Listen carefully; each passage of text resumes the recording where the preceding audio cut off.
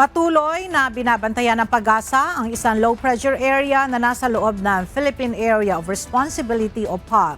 Gayunman, base sa weather forecast, mababa ang tsansa na mabuo bilang isang ganap na bagyo ang nasabing LPA sa loob ng susunod na 24 na oras. Samantala, asahan pa rin ang mga pag-ulan sa ilang lugar sa bansa dahil sa epekto ng LPA at Southwest Monsoon.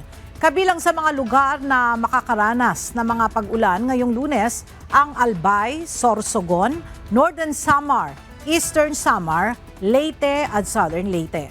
Gayon din ang Aurora, Rizal, Quezon, Camarines Norte, Camarines Sur, Catanduanes, Albay at Sorsogon. Pati na ang Occidental Mindoro, Palawan, Antique at Negros Occidental. Inaabisuhan ng mga residente sa mga apektadong lugar na maging alerto sa banta ng mga pagbaha at pagbuho ng lupa.